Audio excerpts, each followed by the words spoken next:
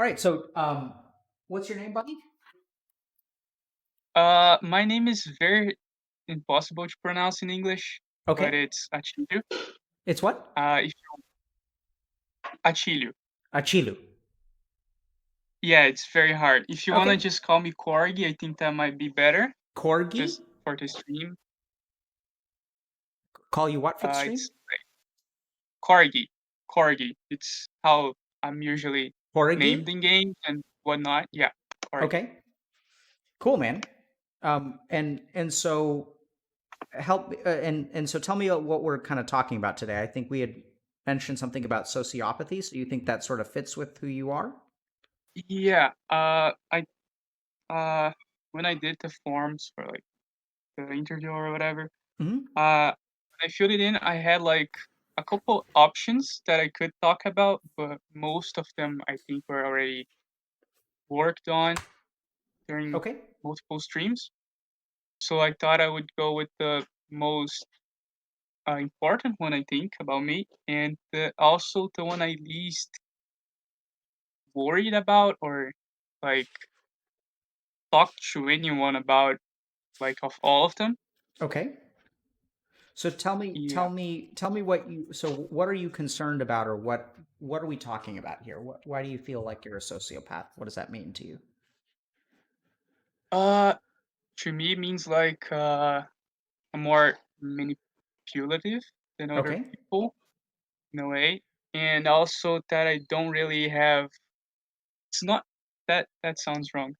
It's not like I don't have emotions, but I don't show them as easily, and usually just tend to kind of mimic in a way other people's emotions. So Okay. like if I am with people that are sad, I'm gonna feel sad in a way, and if I'm with people that are happy, I'm gonna be more happy, or just in general, I'm just gonna be like whatever, like Okay. not happy, not sad, just living, right? Okay. So can you help me understand what you mean? So yeah, so I think that's all I think really appropriate stuff for us to talk about. Let me just kind of repeat back what I heard. So it sounds like you do feel emotions, but that you mirror a Yeah. lot of the emotions that you see around you, Mhm. and that you feel like you're kind of manipulative. Yeah.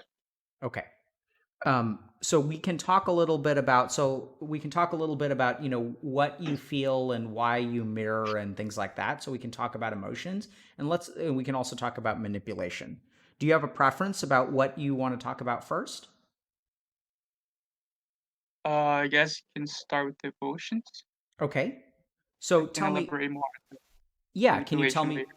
can you tell me a little bit more about that? Like how I feel, Yeah, sure. emotions or that. Yeah. Yeah. I think like I feel I can't say if I feel the same as other people, right? Because I don't know how other people feel exactly. But I think I have like this tendency of just defaulting to not feeling, I guess is a way I could put it. So like in general, when I'm, on day to day basis, I'm just like fine, right? I'm Okay. not feeling happy, I'm not feeling sad, I'm just, You're you know, emotionally neutral. yeah, I guess that would be a good term. Okay. But then it kind of changes depending on who I'm with.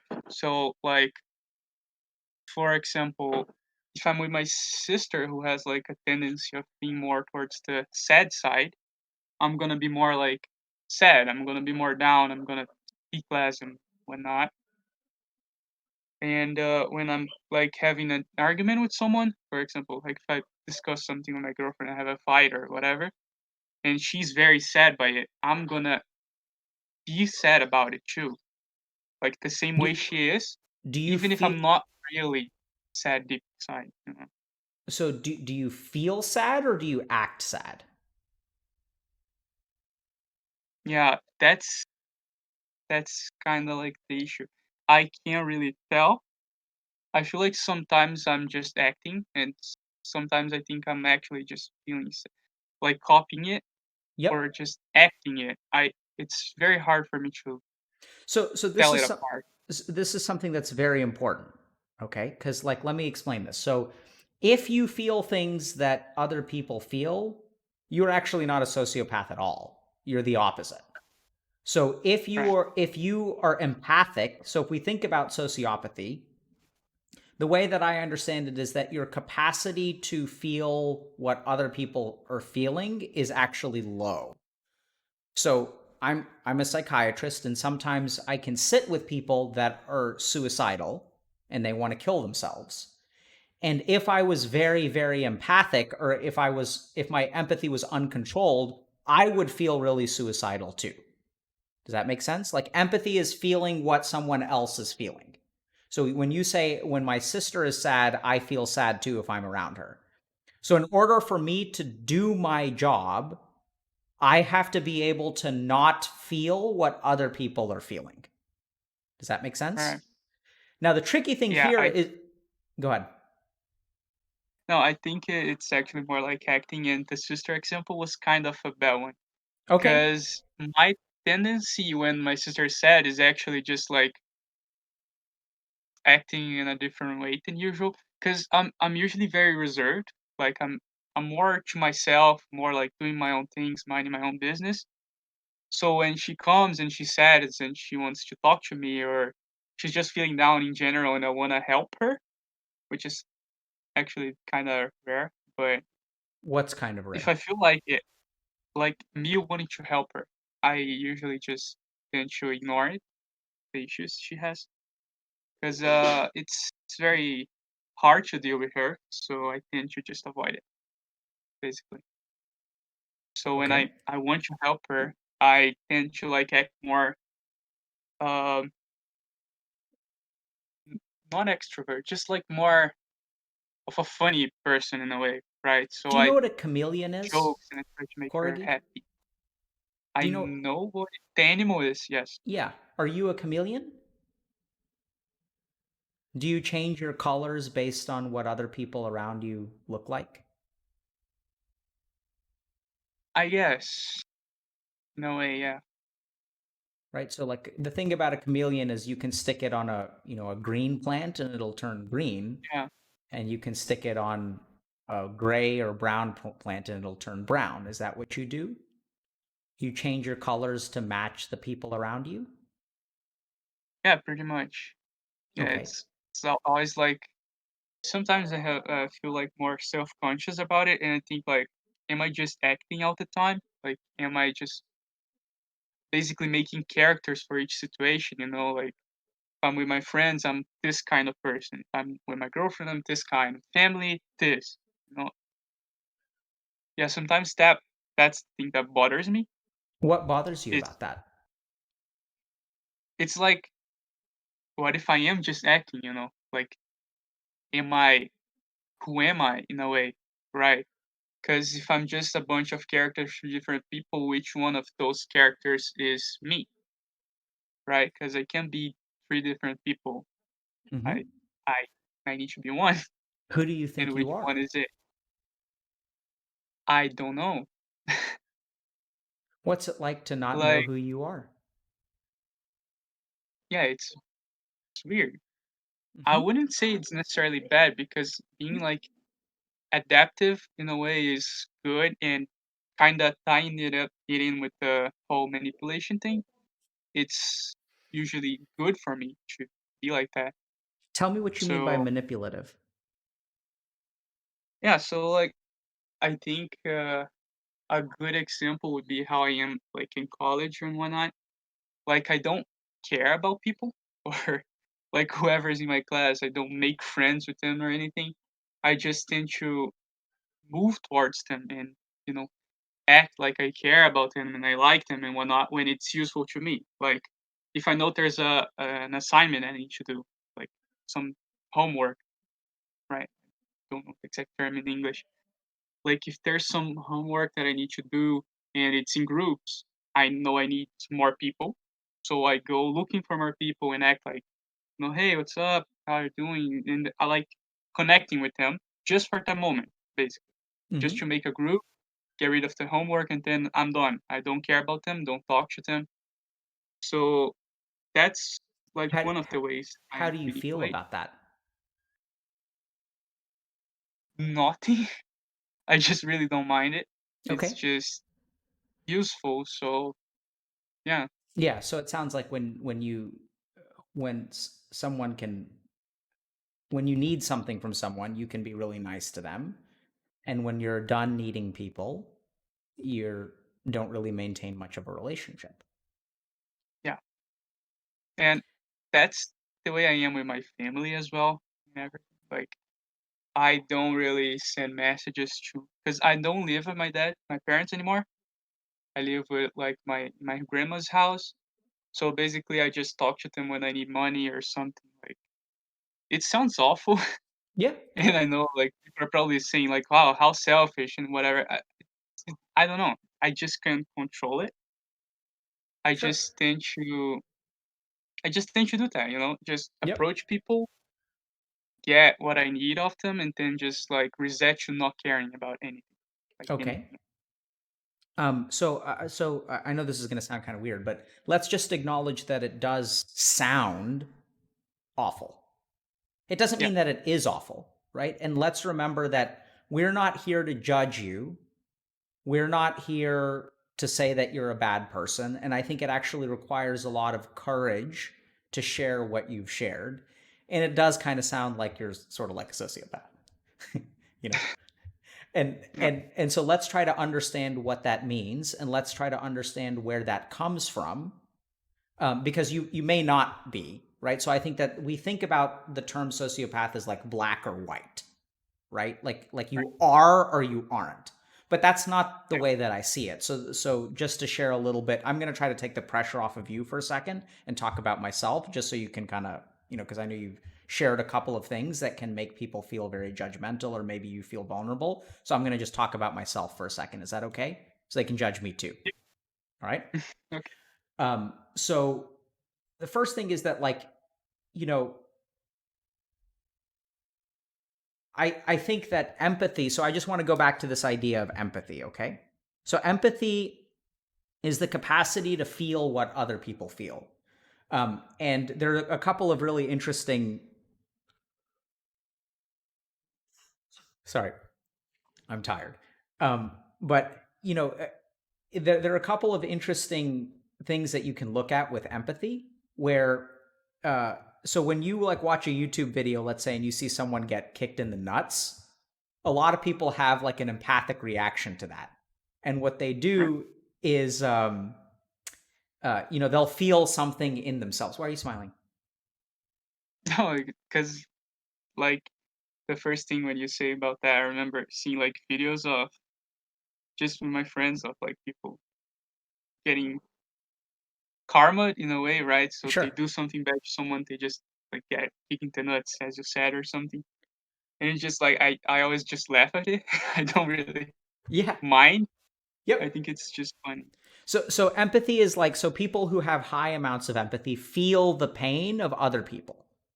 And so, when you watch a YouTube video where someone getting kicked in the nuts, sometimes like you kind of cringe and you're like, "Oh, that's gotta hurt." And then so that's what empathy is. It's being able to feel what someone else feels. Now, the interesting thing is that you were saying that, when your sister is around and she's feeling sad, then you kind of feel sad too. But that means one of two things. If you're actually feeling sad, that lowers you on the sociopathy scale.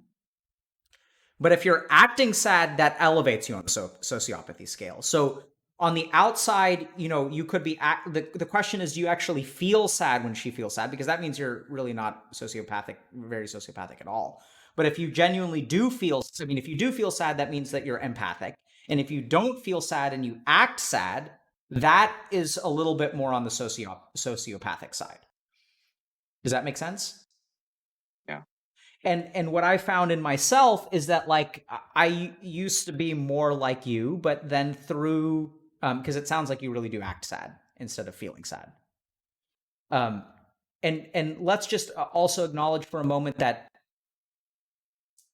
not having empathy does not make you a good or a bad person. So, a lot of times, if you kind of think about it in a weird way, if people feel empathic, then it's easier for them to be good people because they have a force in their body that is pushing them to make like, help other people so that if the other person is less sad, then I feel less sad. So my helping them is in a weird way driven by my own sadness. Does that make sense? It's actually Yeah. in a weird way far more difficult or even far more moral to be moral and not feel those feelings. So then you're helping someone really because it's a good thing to help them and not because you have an internal compass that's pushing you to help them. Does that make sense? Yeah. So in a weird way, I'd say if you try to help your sister and you don't feel any empathy for her, I actually think you deserve more credit than someone who feels empathy, because the empathy is pushing that person and it may not be pushing you. So I don't think that good and evil has anything to do with sociopathy. Does that make sense? Mhm. Okay. Um, so anyway, in my case, what I sort of have learned how to do is open up my emotions and close them off. So I can kind of turn on and off my empathy, which is like required for my job. So there are times where I let myself feel things with people, which is something that I had to learn how to do because I didn't feel, I mean, I had a lot of emotions, like I had anger and resentment and shame. Do you feel those things? No, really. I mean, at least like I'm not. I'm always very neutral. Like Okay. I don't really feel angry or Do you have trouble I going to sleep? no. Okay. Uh yeah, I have my habits like to sleep, like leave a video playing or something, just Okay. that makes me sleep. And but not Okay.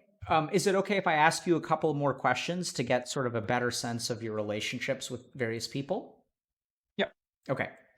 So I just wanted to explain a couple things. Now we'll kind of go back to collecting some more information. Okay. So can you tell me a little bit about your sister? Yeah.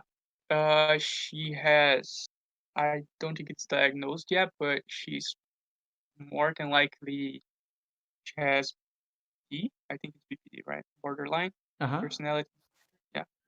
Okay. Yeah, so she more than likely has it, and it's very hard to treat it, as I'm sure you know. Yep. And What makes yeah, you think she's on she has borderline personality disorder? the way she acts in general, and how like she doesn't she takes lots of medicine to kind of help her, and it doesn't work as it would in like What is the person. medicine designed to help her with? Do you know? I think it's for depression, mania as well, and she takes one to sleep because she has another issue. I don't know the name in English at all, but it's basically when she sleeps, her legs keep moving in a Restless way. leg syndrome. Yeah, she has that too, so she has to take a medicine Sucks, for man. that, and then she takes like 3 antidepressants, I think. She takes lithium, Okay. right? Yeah, she takes that too. And yeah, she's very impulsive. Like she'll do things without even imagining there will be consequences. Okay. I don't know. What's it like being her brother? Uh, it's mostly whatever because I don't live with her, right? So she wasn't like that when I was back home because I moved to another city to my grandma's house to do college. So when I was back home, she wasn't like that. So it was fine. Like she would get angry sometimes, but that would be it, because she was younger as well. Now she's 15, I think. Now she's what? Yeah, she'll be 15. She'll be 15 this year, actually. Oh So boy. she's, So she's young. How old are yeah, you? I am 22. Okay. 21, actually. 21. Wait, no, I'm 20. I always get lost in my age. I don't know. I Okay. kind of stopped counting after 20. It's all good. So I'm actually 22. Yeah, Okay. I'll be 23 this year. So she's Um 15. and can you tell And me go sorry, go ahead. no, yeah, because of the issues she has, she already like tried suicide, I think 3 times, maybe. I was like with medicine, taking a lot of medicine. She cuts herself now she's doing it less because she kind of replaced it with cigarettes, cigarette addiction, right? So yeah, and basically we can. I say we because I'm not thinking about me and my parents, right? Because I tried to, like, help them with Why do this. you try to help them?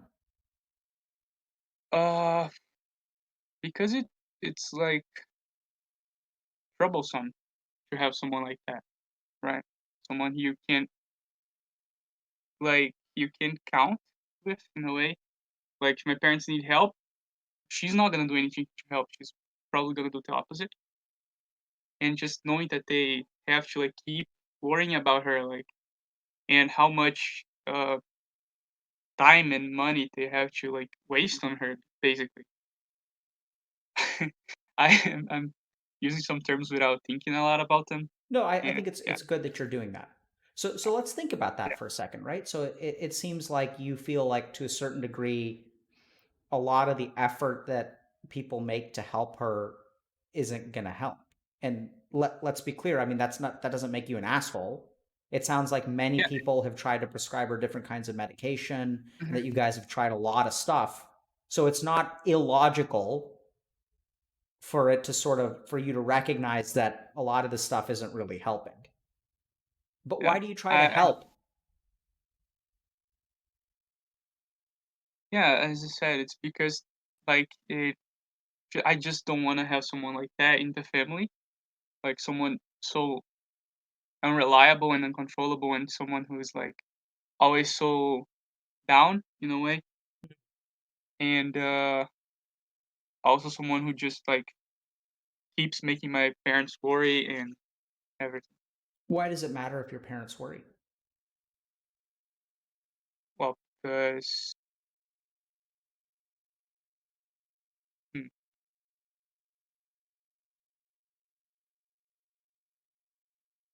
I don't know, just upsets me that they have to, like, keep worrying about that they can't have, like, peace, basically. They What's always need upsetting? to be What's upsetting to thinking you of that they can't have peace?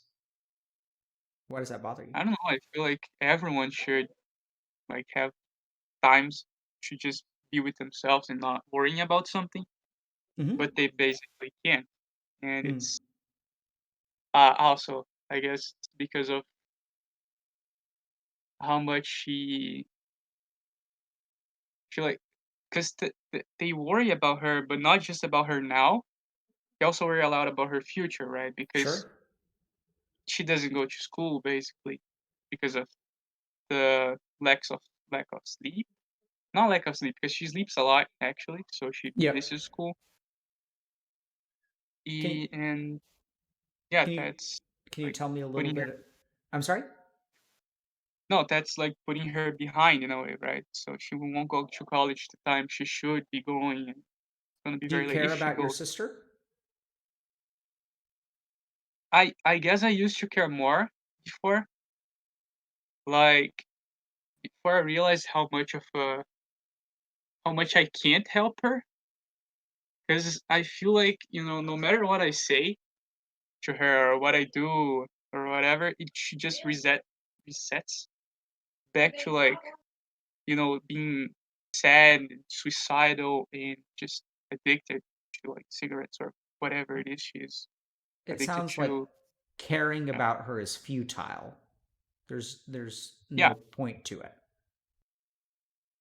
basically.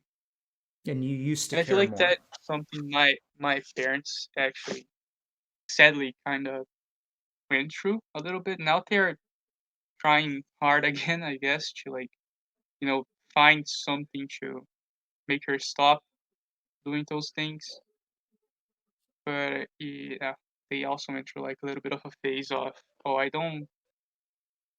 we don't think we can do anything to help her. Let's just, keep her, uh, let her smoke cigarettes and whatnot. Let her skip school.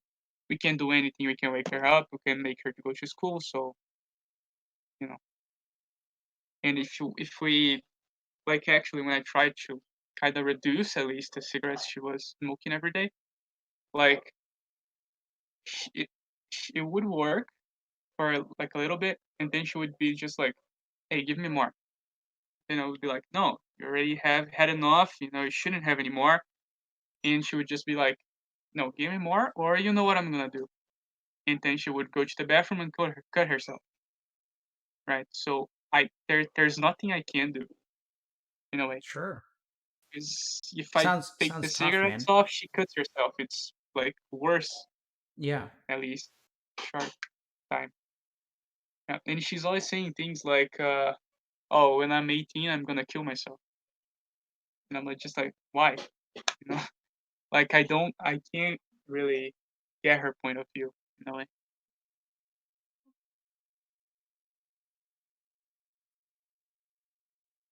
I'm going to just think for a second. Is that okay? Yep.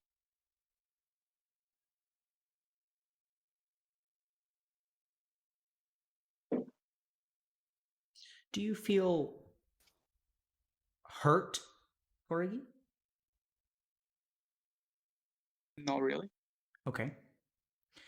Um, I'm going to say two words. I'm not quite sure if they'll make sense. Caregiver burnout. Do you know what burnout is? Yeah, I've studied a bit about it. Okay. And what I'm detecting is to a certain degree, I think like caregiver burnout. So this happens with people who have BPD, where the people who love them eventually just burn out because they try to help and they try to help and they try to help. And then, they just kind of become numb and they kind of throw their hands up and they sort of stop trying. And then, especially with parents, they can sort of like, they're kind of like neutral for a while. They're kind of burnt out. And then their energy starts to build back up. And then they start caring again and they start trying again and things like that. So, as much as, I know you're saying a lot of things that are going to make people think that you're an asshole. What I'm really detecting from you in a certain way is actually that your empathic numbness is to a certain degree protective because you've sort of learned that caring doesn't help. What do you think about that?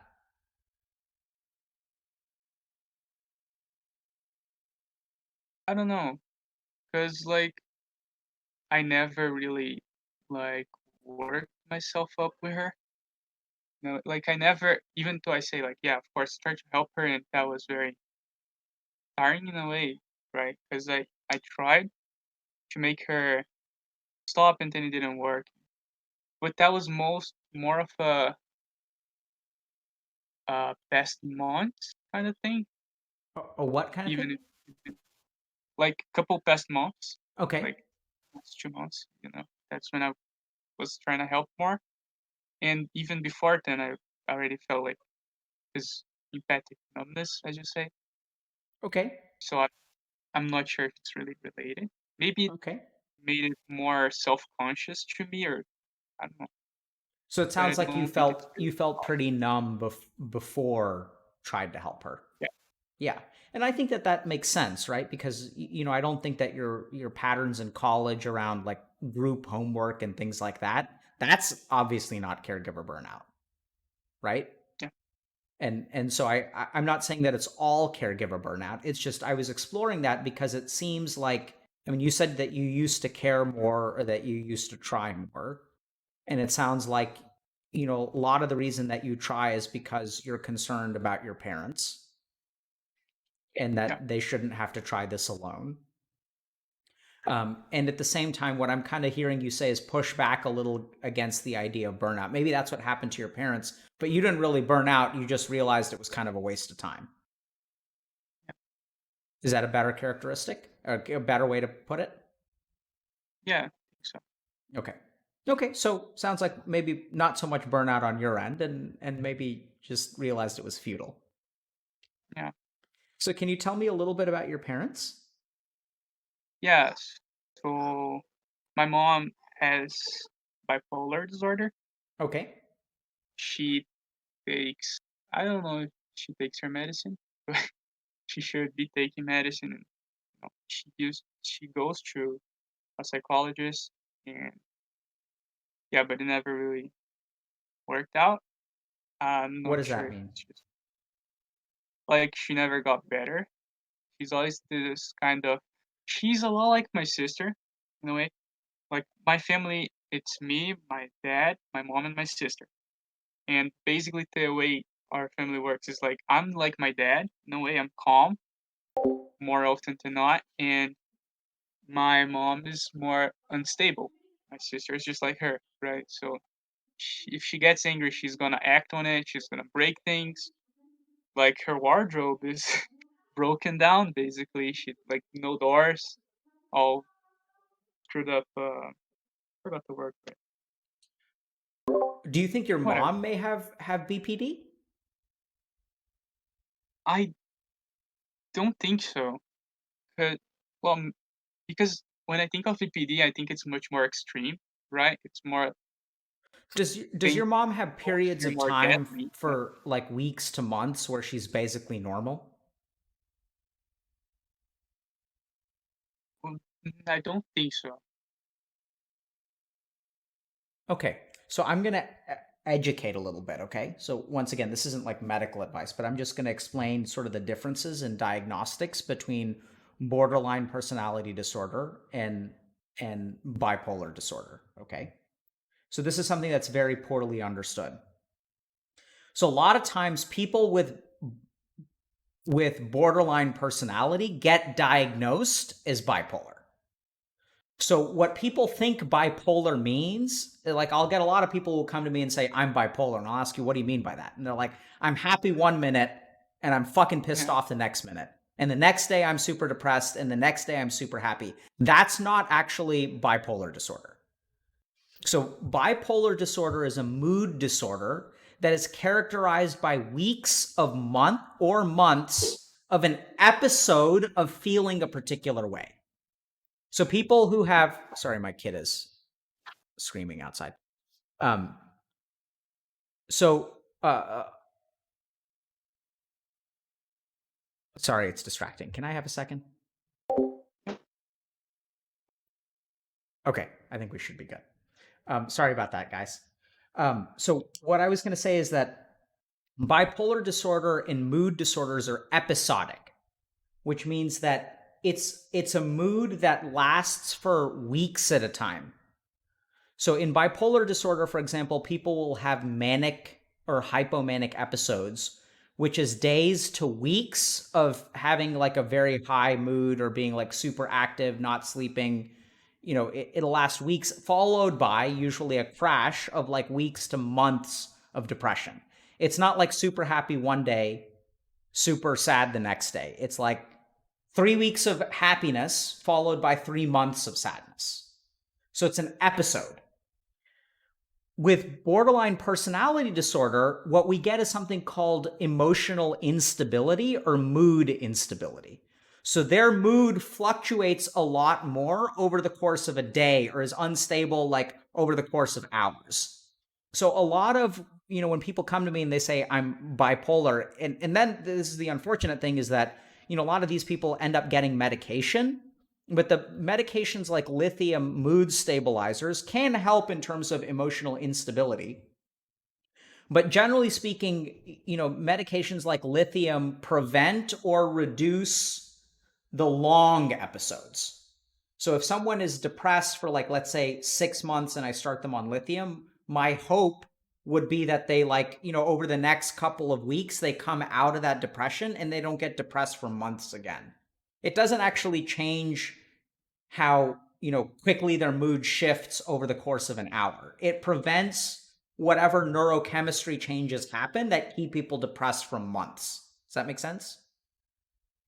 So when thinking about that, do you have a sense of whether your mom's moods shift like over the course of days? I mean, sorry, like minutes to hours to days? Or are we talking like weeks to months?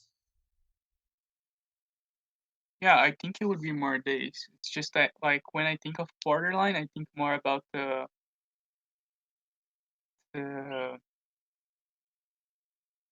like addiction to drugs or alcohol and Yep. multiple relationships thing. I Yep. don't. Yeah, I never consider the mood So I'm not saying part. that your mom isn't bipolar. because obviously she's working with a clinician, and the clinician is going to know way much more than I do in terms of what her actual status is. Like, and sometimes people have BPD and bipolar. They can be borderline and bipolar. Like, those two things can exist together.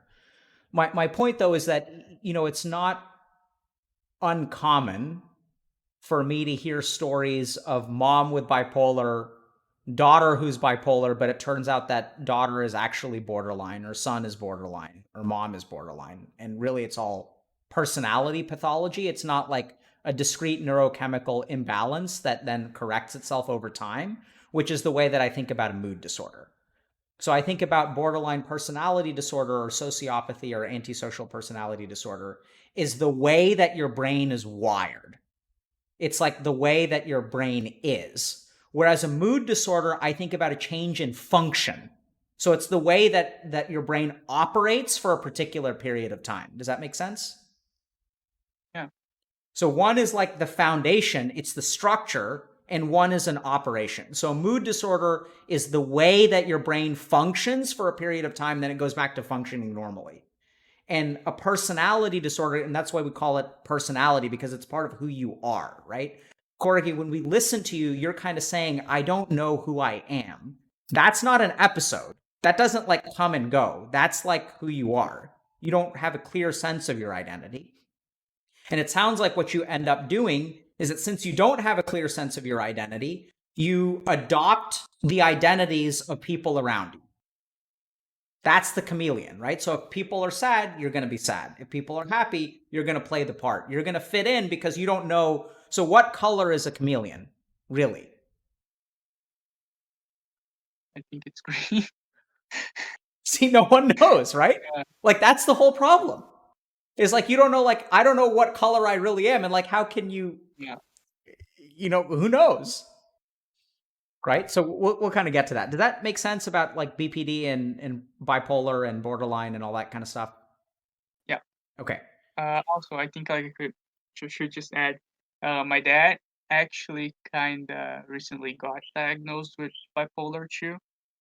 He had like it was actually a psychotic episode, Okay. right, where he was hearing things that weren't there, he was seeing things that weren't there, because of a traumatic experience he had, and then he went actually to a clinic for 2 weeks. I think it was like internalized. Is that the right Yeah, word? yeah, like hospitalized. I guess. So he stayed Yeah, in. Yeah. hospitalized for That like two sounds weeks in a psychiatric clinic. Yep. And That yeah, now he's taking lithium, just like my sister. Yeah, okay. That sounds like bipolar to me. So yeah, usually people like having so that too is, if we think about that, it's a discrete episode, right? So it sounds like your dad isn't usually like that and something happened to him.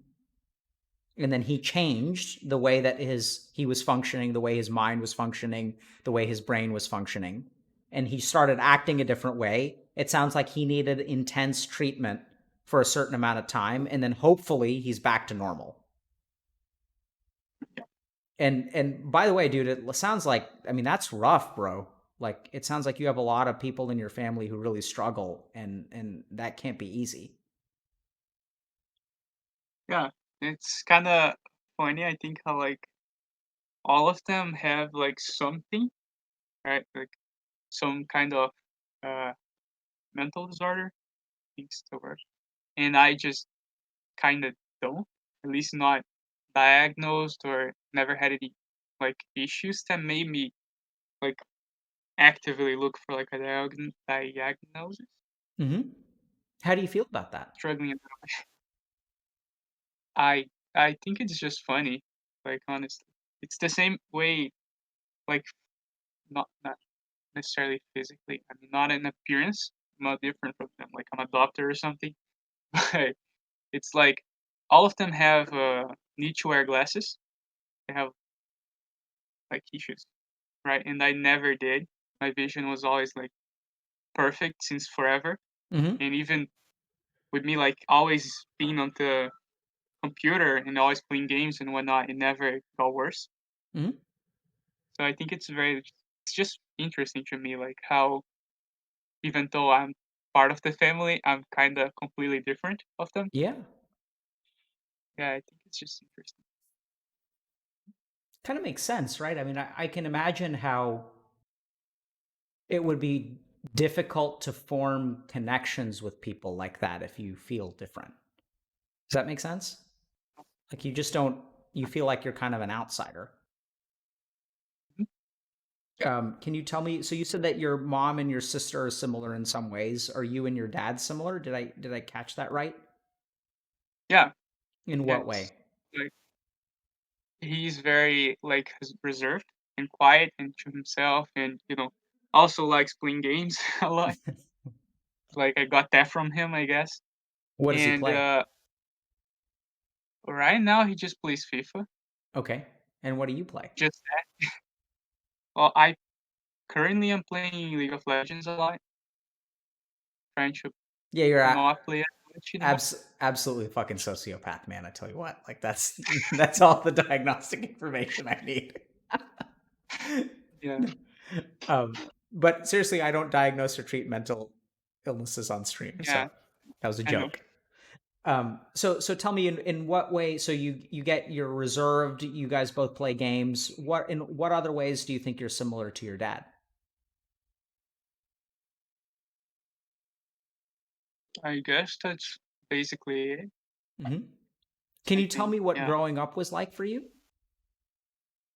I mean, it was easy, I guess. Like I never had any issues in school or anything. Kinda like in high school, I had well, it's like the 3 years of high school that at least are like 10 where I live. Uh, was like from 2012 to 2014. I was very lazy in school. Right, I guess it's kind of normal for like teenagers that age. But like I rarely ever did any homework Hmm. because I was too busy playing. So I kind of put my priorities on like, you know, having fun and playing games over anything school related. Right on, Because brother. I didn't like the school, I didn't like the call it the course that I was taking. Like it was just very not what I wanted to do. Sure. So to kind of avoid that or escape from that, I just played games a lot. So I And failed some classes that I had to retake next year, but I still completed it in time and, okay. moved on to college like fine. And what are you studying in college? Psychology, actually. Not Yeah, surprised. on my last year now. Yeah. And what do you want to do with that? Uh, like when I started it, I felt like I was for sure gonna go for like clinic stuff, Hmm. just like treating people and Absolutely, like, man. yeah, psychoanalysis. We saw that one coming. That's like my core. But then, like the last 2 years, I think I've been kind of changing my mind. Like I want to work with like esports, maybe, or like marketing somehow. Like I want to do like different things. Don't really see myself in a clinic all day, every day. Like I don't think it really fits me anymore. So we don't usually give career advice on stream, but one thing that I would say, so a lot of people want to work in esports and just a little bit of career advice. It helps to actually have a concrete skill, right? So I work in esports, but the reason that I work in esports is because I have something concrete to offer. And believe me, esports folks definitely need mental health support. It's a Yeah, very high stress profession. And so I don't know that, I think that if you don't want to work in a clinic, that's fine. But I think it definitely helps to have a concrete, like, skill if you want to work in esports. And I work with a lot of stress management kind of stuff. So I work with professional physical athletes as well. Um, and I wouldn't if you really like, if you like the mind and you like to understand this stuff and things like that, I don't think that that precludes you. So if you think about it, like physical sports, they have like physical trainers, right? They have coaches. I think one of the biggest things that's missing in esports is that they don't have like mental health coaches. That's what they need, because their stresses right. are like mental. And obtaining flow states, staying in flow states, understanding team dynamics and team friction, and managing egos and understanding feelings. And if somebody feels like they're going to get kicked, how does that affect their performance? How does that affect the way that they interact with their team? And then the sad thing is they're afraid they're going to get kicked. They have anxiety about getting kicked, and then their performance drops. It causes friction in the team, and then what happens, Corgi? Yeah, they get kicked. Absolutely, right? And it's a self-fulfilling prophecy. And Yeah, if there's one thing that's missing in esports and the video game industry in general, it's like people with psychological training, because they have a bunch of marketing people, right? Like they're pretty good at that stuff. What they don't have yeah, is actually, so some teams actually do have team psychologists, and those teams actually, there's some interesting anecdotal evidence that those teams far outperform teams that don't have that. So there are a couple of teams, and you guys can do your research, or I can talk about it later if y'all really want, that work with psychologists, and their performance is very good. Um, so I wouldn't toss the psychological stuff out the window if you're interested in yeah. working No, in esports. I intend on like at least for the next couple years working in clinics, like Yeah. until I get the right specializations. Yep. I'm struggling with English today. That's okay. I think you're doing Like, great, man. yeah, I kind of want to seek out like the right areas of study before I try to dive in like Sounds good. any teams or anything. Can I ask you a couple more questions about kind of upbringing and some of your relationships and how you kind of Yep. relate to people? So Okay. what was it like when you say it was easy? Like, do you remember what your interactions with your parents were like? I mean, always good. What does that Like, mean?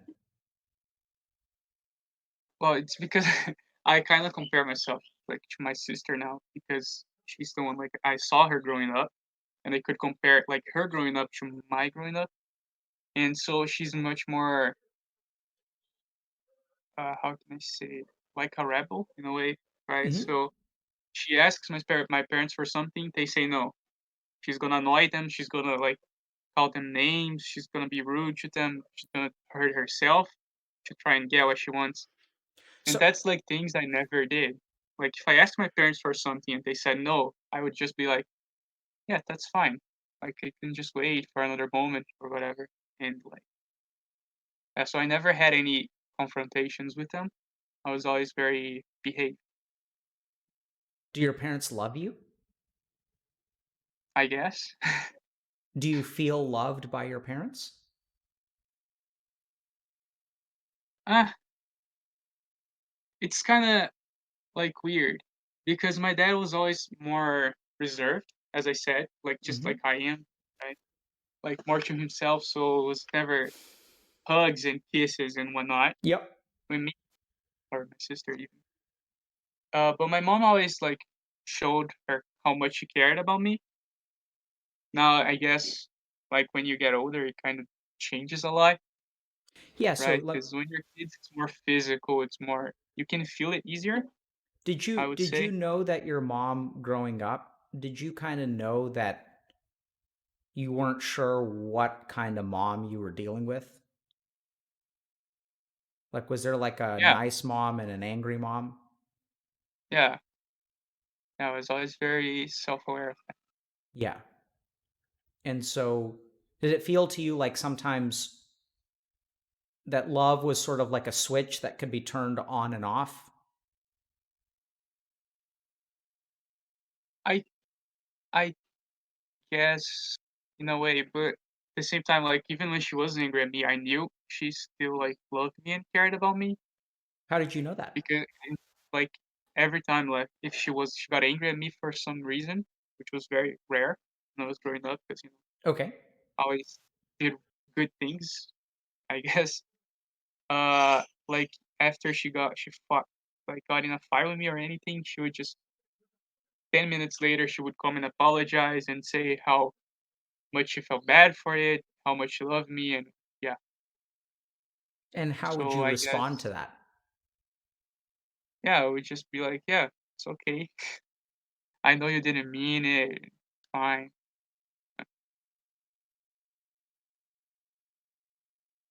And do you have any idea what would have happened if you didn't say it was okay? I don't know. I mean, I guess it could make her like become angry again, or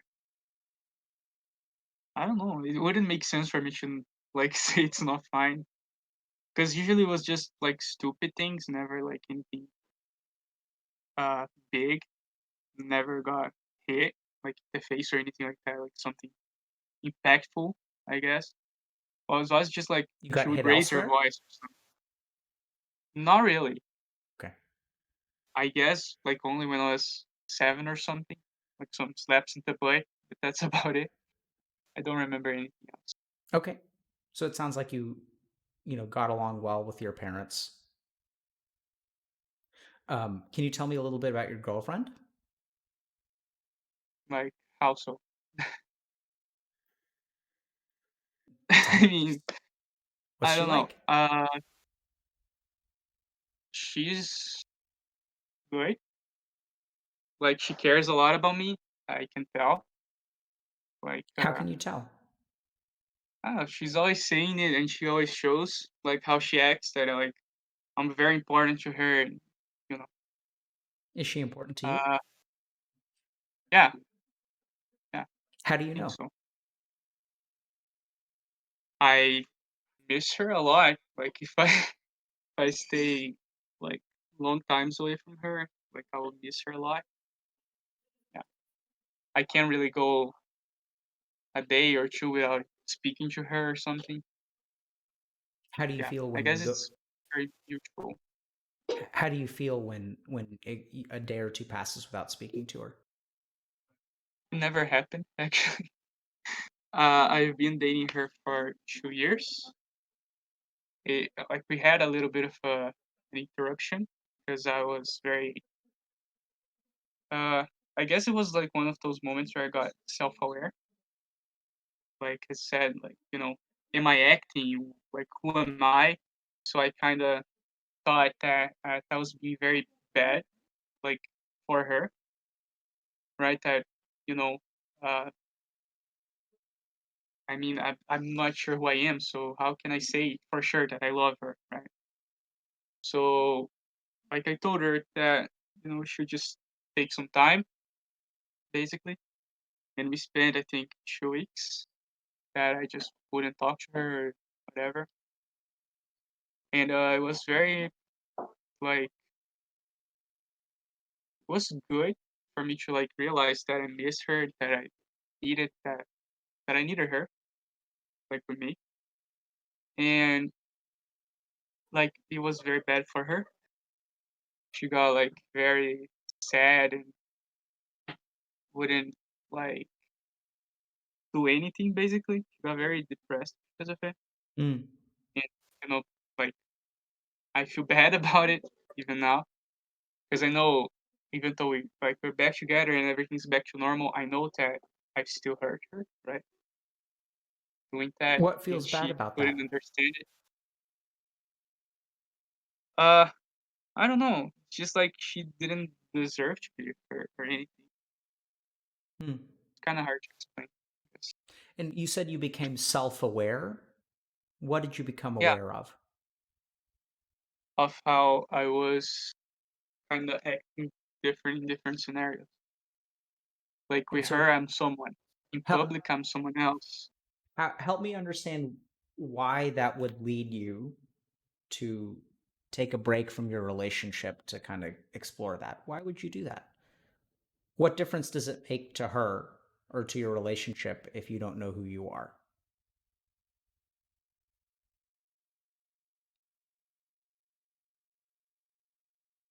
Mm. It's thinking face. Good. Think. Yeah,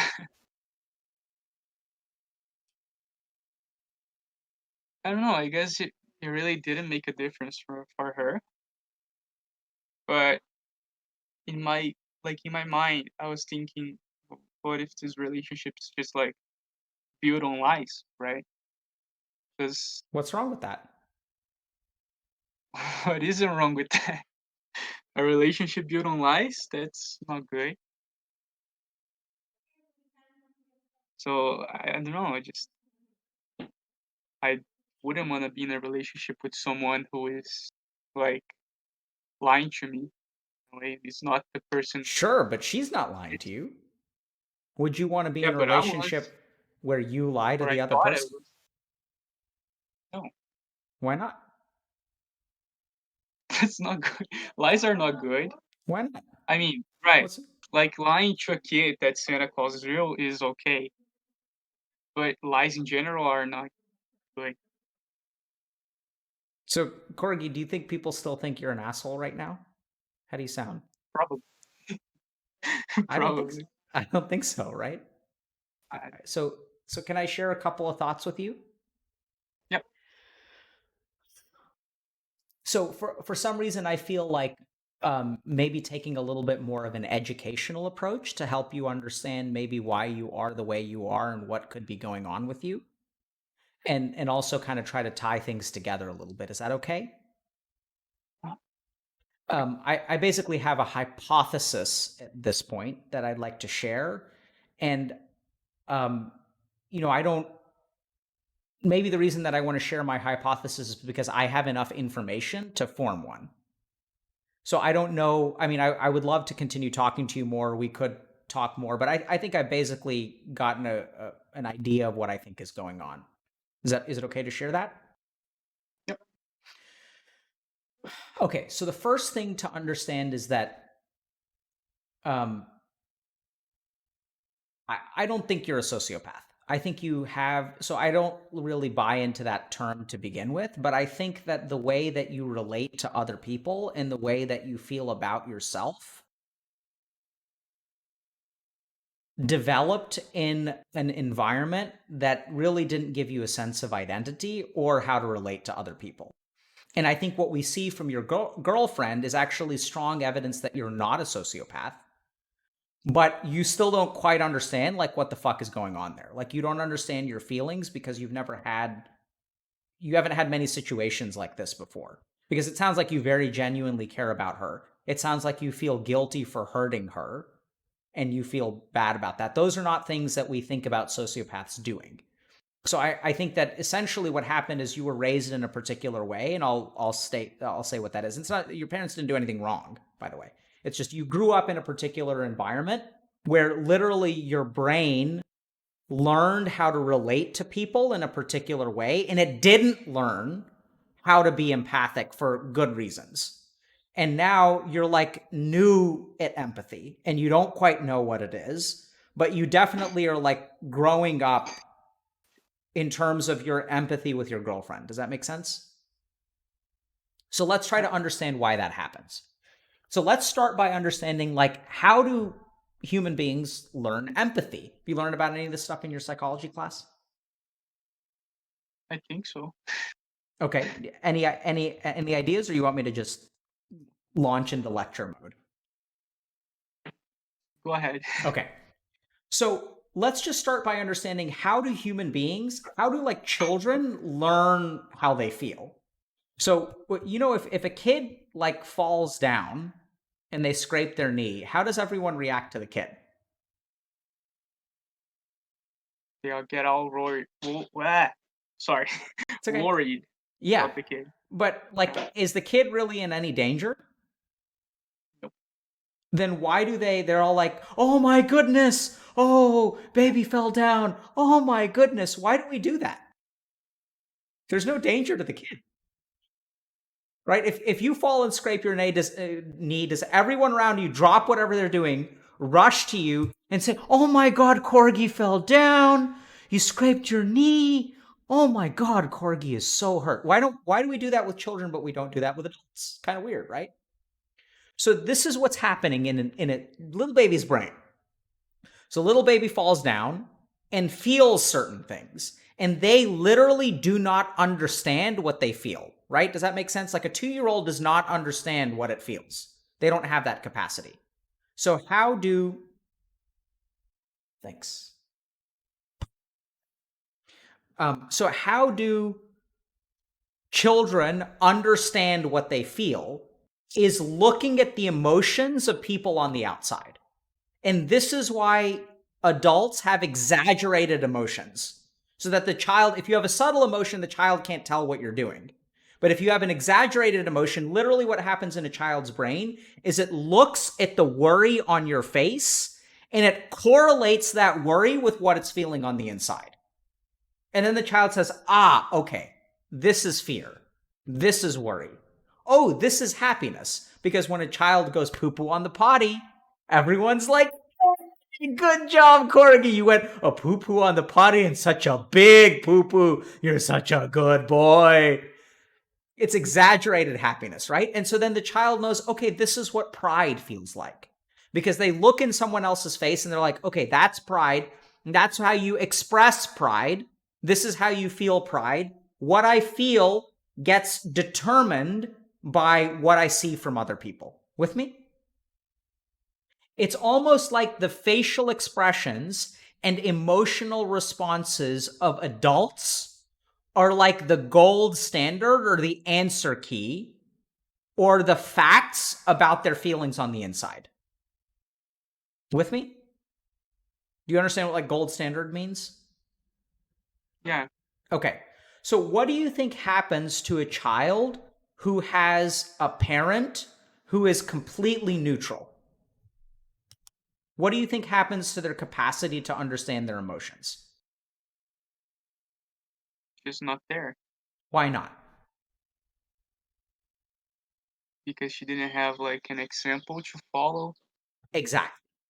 So we see this in parents. So now the interesting thing is that so this is something called attachment theory. I don't know if you've studied attachment theory, but you can kind of look at this stuff. And basically, what people realized is that like the way that emotions are mirrored by parents is the way that children learn their emotional self and the way that they learn empathy. It's all about mirroring. So if you want to terrify a child, all you have to do is look at a child with a completely neutral expression and they're going to start to cry because they don't understand what's going on and then they get confused. Children get reassured by seeing emotions in their parents. So if we think about it, and a child falls and scrapes their knee and the parent is very, very worried, then the child starts to, like they're like, okay, like the parent is worried. And then when the parent calms down, what does the child do? Calms down. Absolutely. Right. And so like you may have seen this where sometimes if a child falls and adults are quick enough, you can do something when a child falls. If you laugh and you make it seem fine, then the child is happy too. They laugh too. And if you're worried, then they start to cry. You see that? Their emotions internally, to a certain degree, are determined by what happens on the outside. Does that make sense? Because that's their gold standard. So now let's think about you, right? So your basic problem is that you don't have empathy. You don't understand the feelings of others.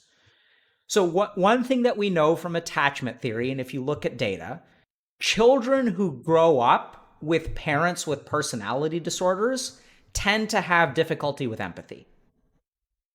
And the reason is because you have a pretty consistent experience on the inside. But depending on how your mom's mood is, she can either mirror your experiences well or mirror them poorly. Does that make sense? Like if she's having a bad day and she's feeling impulsive and angry, then like you can be feeling bad about yourself and she's not going to like be able to mirror that. Or you can be feeling good about yourself and she's going to get pissed at you. And I think you learned very, very, very early on how to almost be manipulative with her. What do you think about that? Does that resonate with you at all? Yeah. Like you became the manager of her emotions, not the other way around. And it's weird because when she feels bad about herself, who made her feel better? Yeah, it was me. Weird. I used to think like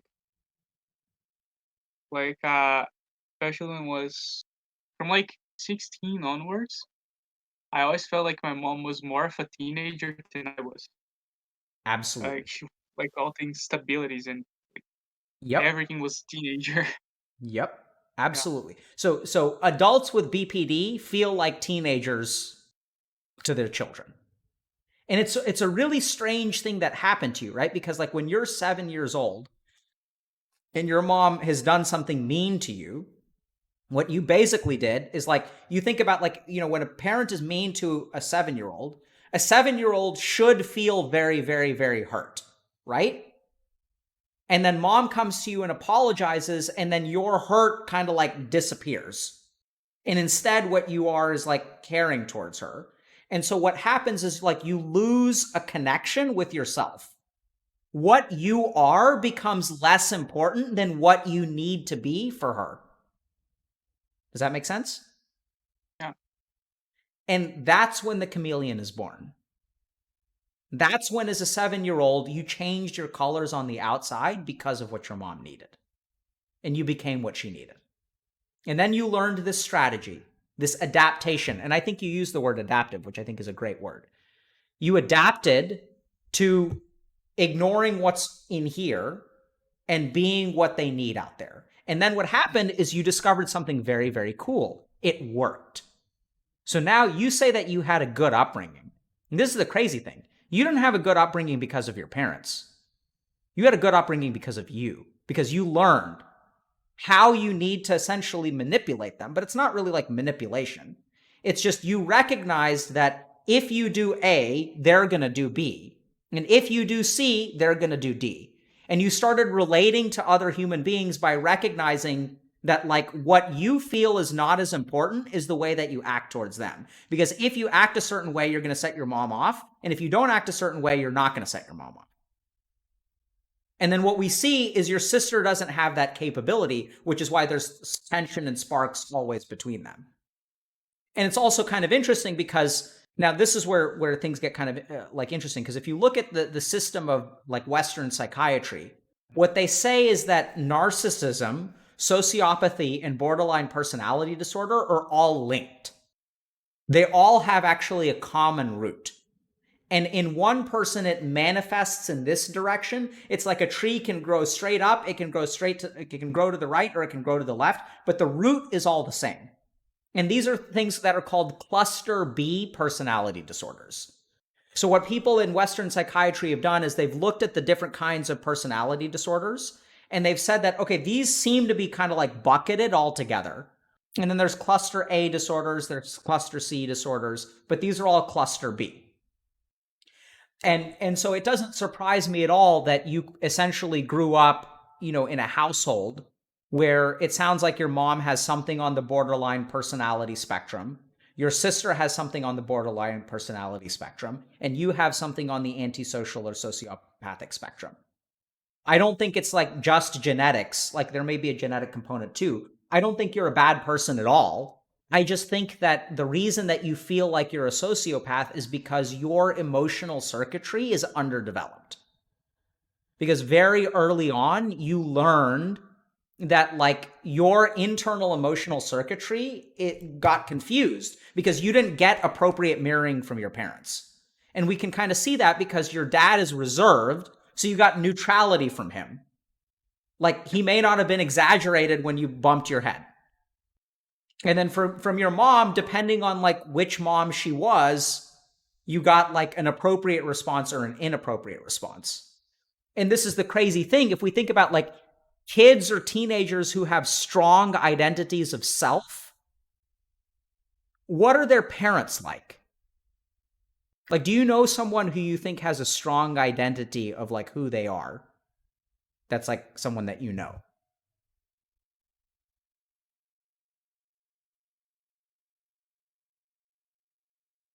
So I'd ask like people who are watching to also just think about who you know, who you would describe as having like a good sense of identity and confident about who they are as a person. And think about that person for a second. And if you can come up with someone, great. If you can't, that's okay too, because I don't know that people watching are going to be able to really, they're not going to understand what's in your head. But then the next thing that I want you to do is think about, okay, who do you know who has a strong sense of personal identity? And then what are their parents like?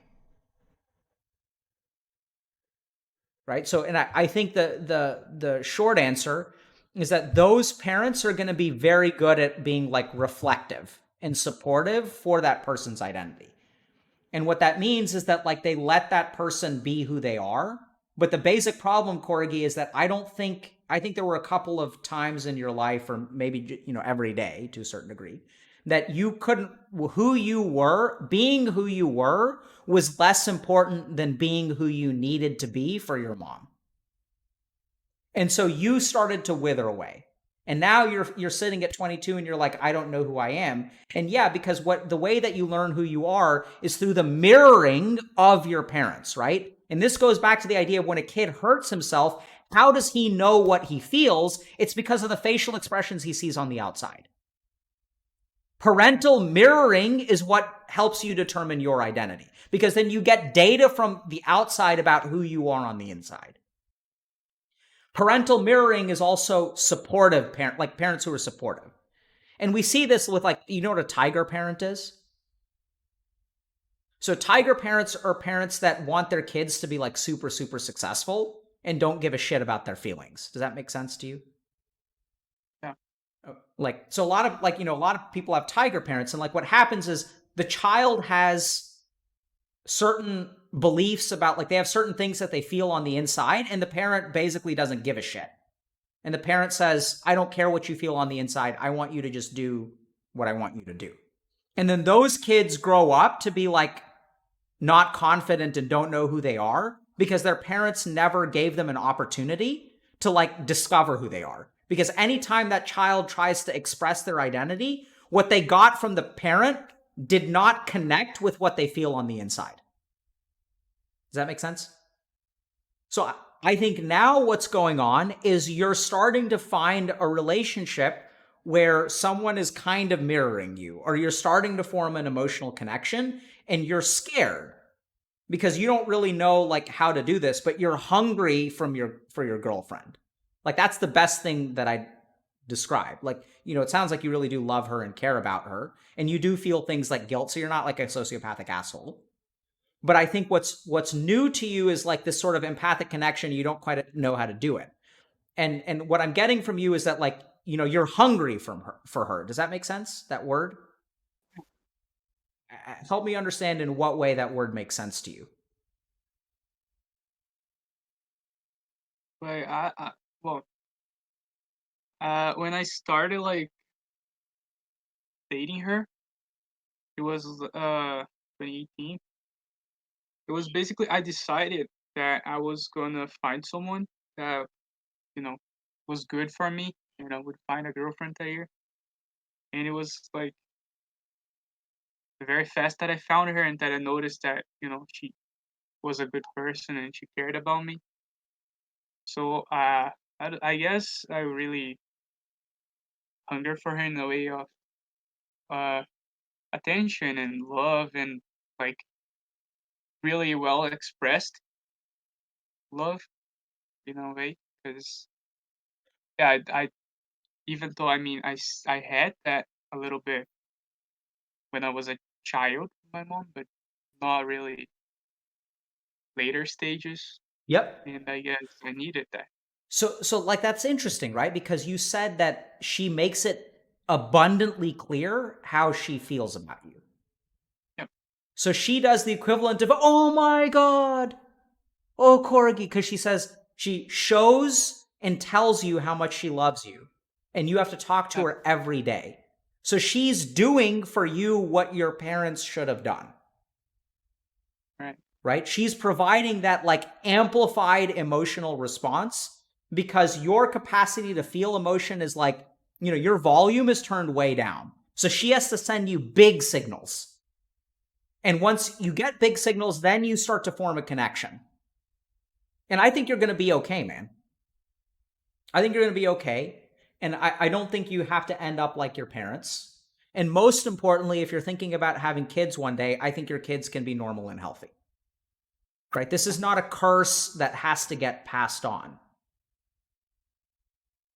Yeah. Actually, I wanted to like ask you a Yeah. little bit just about borderline, because it's not like it doesn't have biological roots. like, right? It's not purely a biological thing. Well, there's a difference between not having biological roots and purely being a biological thing. Does it have biological roots? Absolutely. Is it purely a biological thing? Absolutely not. Yeah, because I was wondering if it was somehow related to like how children are raised in a way, It, because I can see a lot of things that went wrong, like with the way my parents raised my sister and whatnot.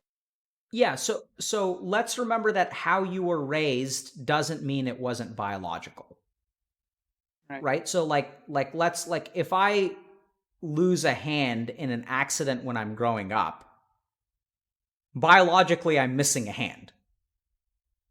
Does that make sense? Like so Right. what happens when you're growing up is your brain wires a certain way, and once it wires that way, it's absolutely neuroscientific. It's like neurological and it's biological. Like it in your brain, your empathic and emotional circuitry is wired in a way that is like different from other people's brains. So is it biological for you? Absolutely.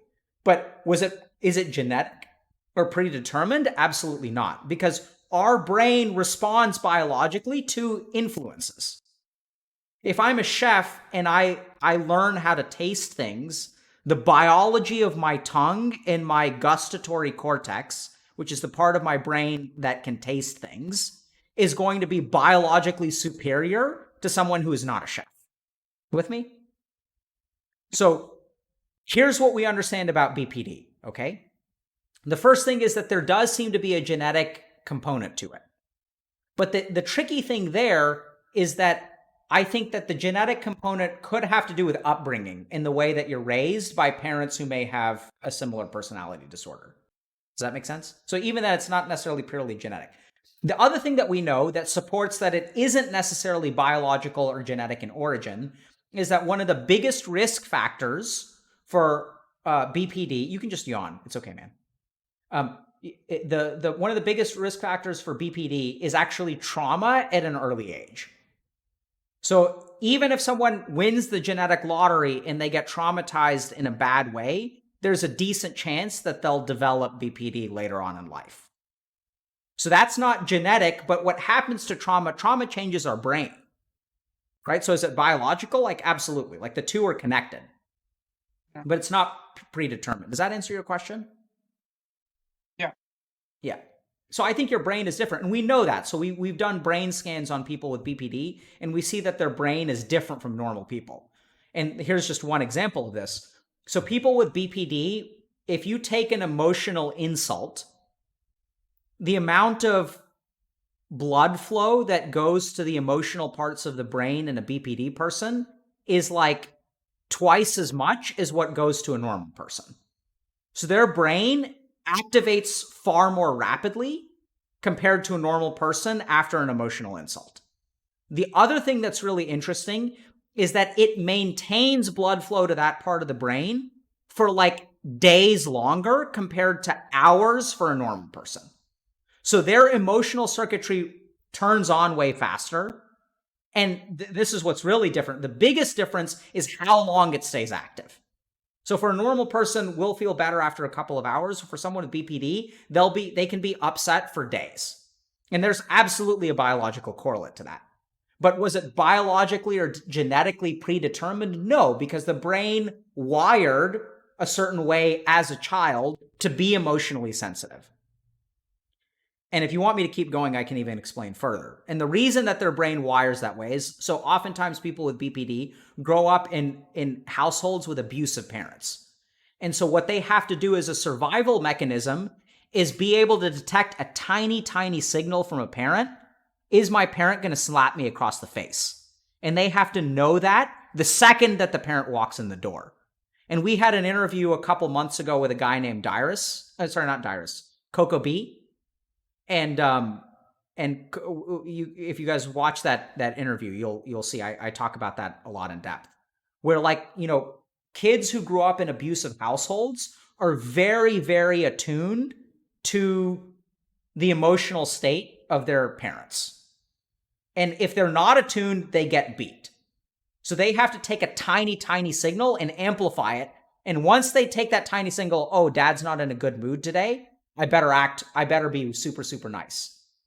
And that's absolutely adaptive. And then their brain wires to jerk up and turn up the volume on all of the emotional stimuli. And then they enter a normal relationship and they get fucked because their partner is not trying to tell them that they're a terrible person, but they have the volume turned so high that a tiny thing makes them feel terrible. And it's absolutely happening in their brain. Sorry if I kind of went off on a tangent there, but thoughts or questions for me, Gorgie? Or did I explain enough about BPD? Enough. Yeah. Any other questions?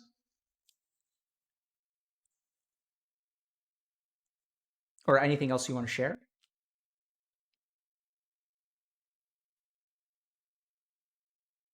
Don't think so. Okay. Cool, man. Can you share with me a little bit about what what you've taken away from this, or if this has been helpful and how? Yeah, I guess it's very helpful. To like understand a bit more about what I am in a way Yeah. and why I am like this, and that I'm not exactly a bad person because of it. Yeah. That's good to know. Yeah. And what are you? What do you think you are? Help me understand what you learned about yourself today. I am just a very adaptive person Mm-hmm. who didn't get uh the right amount of emotion from parents. I Yeah. guess that would be like, Yeah. And I'd say when it comes to you being manipulative, it's just that you're kind of, I was talking about a chef earlier who has a very fine tuned palate. In your case, your emotional palate is very inexperienced. So you don't know how to taste different things. So when you interact with other people, those parts of your brain that normally make people feel bad are not active, but they're definitely there, right? Because you feel bad when it comes towards your girlfriend. And as you continue to have a healthy relationship, and these parts of your brain are going to start to turn on slowly, you may find changes with your interpersonal interactions with other people. So over time, and I think especially if you have kids, your brain undergoes a lot of changes when you have children because it has to. So like you have to learn your emotional circuitry has to be like jacked up because you have to be able to relate to a child who can't communicate. So you have to learn how to be more empathic because they can't tell you anything. So you have to be able to read them way better. So for me, I noticed a big change. Like the simplest way that I can put it is I used to never cry. Like I didn't cry for like 15 years or some shit. Actually, yeah. I mean, I cried. Yeah. I didn't cry for a while. And then I used to never cry watching movies. And then after I had kids, like I watched The Lion King and I was like crying. And I was like, what is, like, I was just confused. I was like, what is happening? I don't I understand. didn't even mention that the whole crying thing. It's the same with me. Like I never cry about anything Yep. unless like unless it's mimicking, right? Yep. Someone Chameleon. else. Yeah. That's the only So, way. Yeah, yeah. So I that's, don't do that yeah. normally. So I understand. I know exactly what you mean because I literally used to be the same way. And then like suddenly I had children and like literally what happens is your brain changes when you have kids because it has to learn. And then I was like, I'm watching Lion King. I'm like, well, no one else is crying. My kids don't even really understand. They just like the animals. So I'm sitting there, I'm crying. It's like 3 p.m. on a Saturday afternoon, and my kids are watching a Disney movie. And I start crying. It's like, what? I was so confused. And so your circuitry will turn back on, and I think you'll be okay, man. And you're not a bad person. You're really not. Thank Cool. Do you want to learn how to meditate? Because sometimes we do that. you. Yeah, yes. What meditation to teach someone who? I used to Oh, try like meditating, but it never really worked out. I couldn't really clear my mind. yep. no, we're not going to do any meditation involving your mind. We're going to do meditation involving your body, okay? So I want you to sit up straight. Okay. So you know how you can't cry? Yep. Okay. So close your eyes. And what I want you to do, I'm going to ask you some questions. And what I want you to do is pay attention to what happens in your body as I ask you questions. And if you feel Okay. something in your body, let me know. Okay? So first, what's your girlfriend's name if you feel comfortable sharing it? It's Sabrina. Okay. So I want you to think about Sabrina.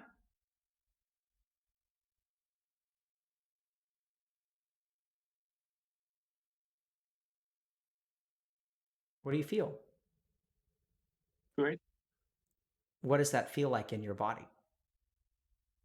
It's felt like I'm, like tingling here, Uh, like the muscles just smile and Okay. just kind of smile unconsciously. Okay. And now think about the first time you met. Can you tell us a little bit about it?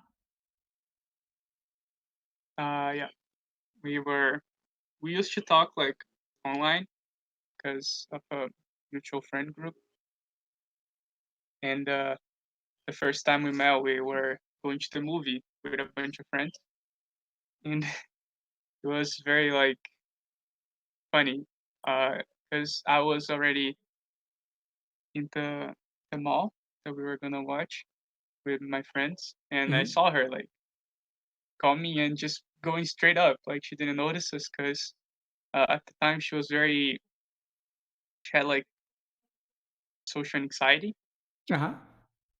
so she didn't look around at all and just didn't see us, and I was like, oh, there she goes, and I went to find her with my friends, and I just came like behind her, and I Uh-huh. was like, okay, yeah, one of us needs to tell her we are here, and no one wanted to go. So I just sent a message like, "Hey, look behind you," and like it was so it's it's very like nice to remember it because it was so cute the way she turned around and looked at So now pay attention to your body. What do you feel? yeah. I am tearing up a little. Okay. Tell me what you feel. Like happy. What does that feel like in your body? Tell me the sensations in your body. I feel like I can't stand still. I need to move and Energy in there, yeah, right? So sit with and it that for a feels second. very warm. Yeah, sit with that. Right? Just bask in it. Pretend like you're laying out in the sun and let that warmth fill you up. And if you feel like if tears want to come out, they can come out. No big deal. Don't try to hold anything back.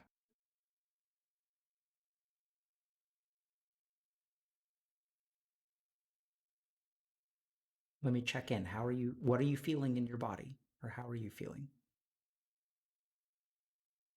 Good. My eyes are kind of shaky. I Mm-hmm. can't really explain.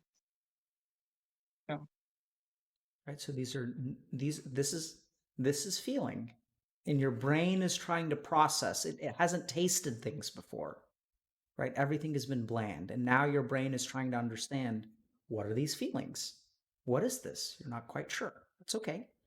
So now we're going to go to a different place. So now I want you to think a little bit about the moment that you realize that you're an actor and that maybe you don't really love her, right? Think about where that thought came from. Can you tell us a little bit about how you came to that realization?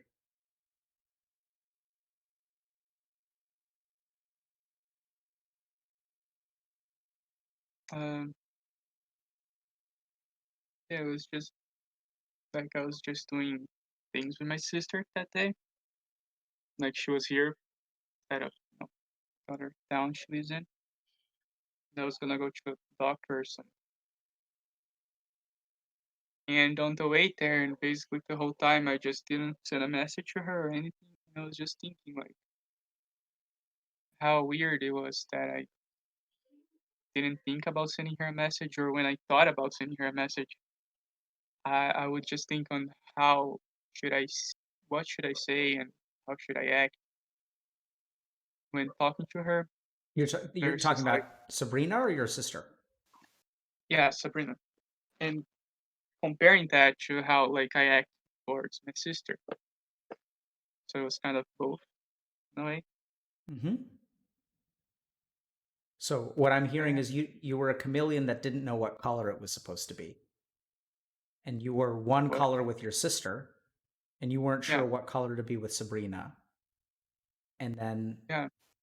what I want you to think about when you told her, what did you say to her when you ended up telling her, "Hey, I'm not sure if I love you," or what? Do you remember what you said? Trying to remember.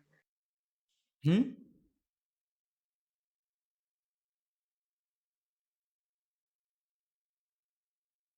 So now what are you feeling in your body?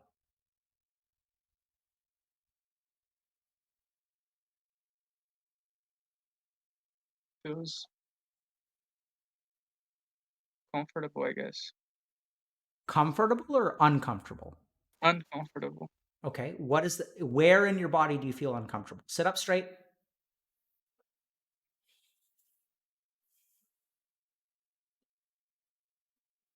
It's like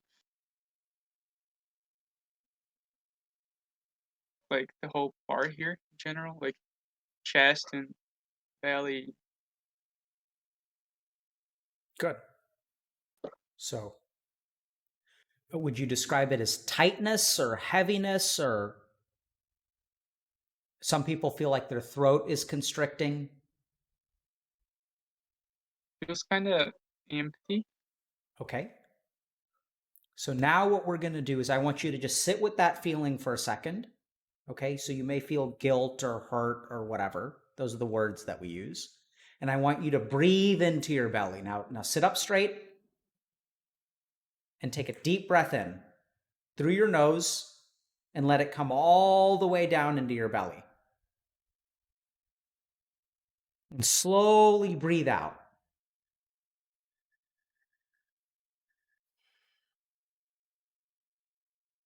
And again, in through the nose and out through the nose. Okay, so nice, slow, deep breath into the belly and then out.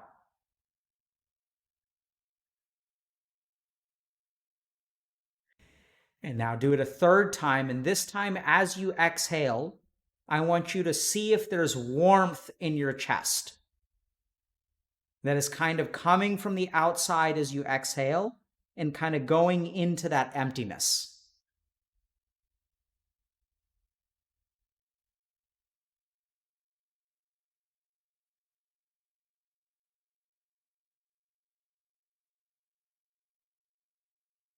But it's kind of, I felt like it was harder for me to like think back of that moment Mhm. versus the moment I first met her.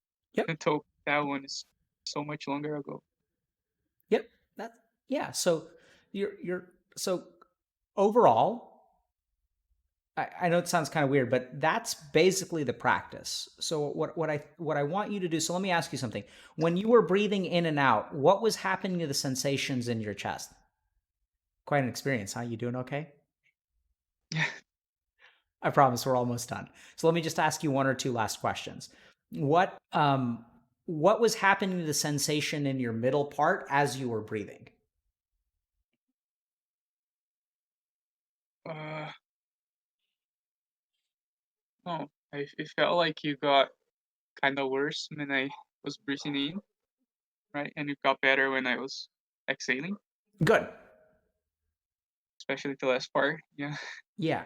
So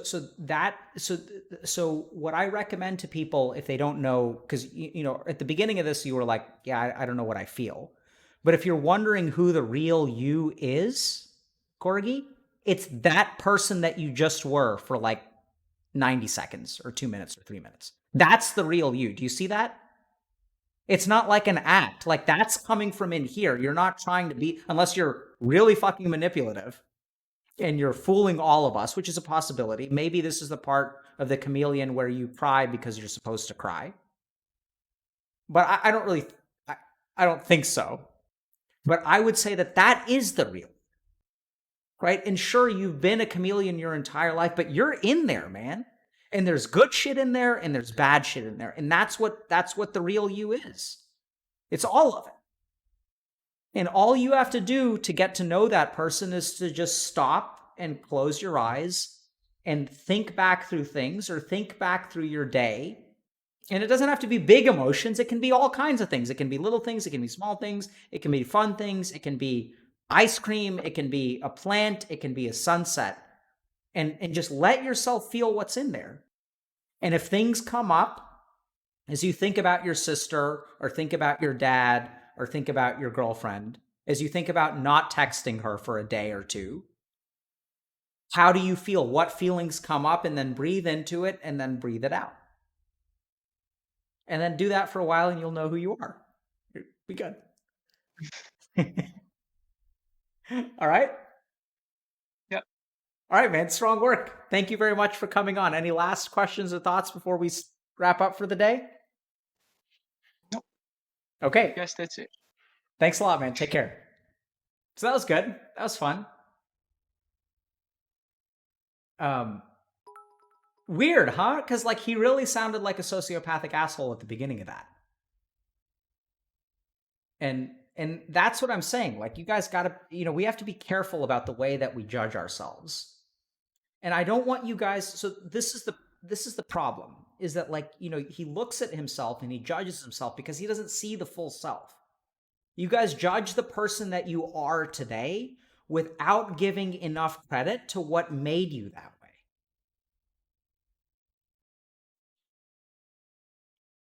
Right? And you can notice things about yourself and just be honest.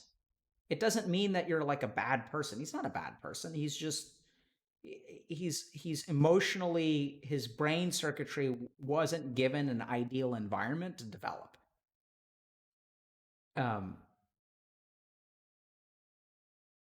Yeah. Anyway.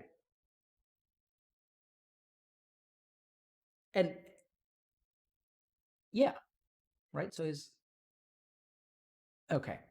Um would a true sociopath even know or admit that he was one? Yeah, so this is an interesting question because it implies a true sociopath is a binary thing. Right? It's like a true sociopath is like 100%. Like sociopathy is a personality trait that has a scale. There's some people at one end of the scale and other people at the other end of the scale. And I don't think that, I mean, maybe a true sociopath exists, but in my overwhelming experience, it's a scale. And even if you think about like neuropsychological testing, it's a scale and you get a score. It's not binary. It's not like yes or no, right? Um, and and I think that most people who are like test highly on the sociopathy scale have an inkling. Like he knows, right? Like he knows that he's a chameleon and like he knows he's manipulative and he knows that that's the way that he functions. So I wouldn't be surprised. I mean, if he got psychological testing and was thoroughly evaluated and things like that, there's a decent chance that someone would diagnose him with sociopathy. But I mean, I think that doesn't mean he's a bad person. So that's the other thing that's happened is that in our society, sociopathy, which is a personality characteristic, which roughly correlates with like, we have empaths on one end of the spectrum and we have sociopaths on the other end of the spectrum. And it's kind of a spectrum of like where you're empathic, how empathic you are. And oftentimes what happens is we have like moral judgments that we place on a certain personality characteristic. But I'll say again that surgeons and psychiatrists test highly on the sociopathy scale. And that's because it's like an adaptive part of our job. If I was super empathic and kind of fell apart every time I was with a suicidal person, I have colleagues who are very empathic and their job is like hard. They suffer a lot. So it's not like a good or a bad thing. And I think if you guys really stop and and listen to him, he's actually incredibly moral, right? And even so, more moral than someone who may be, um,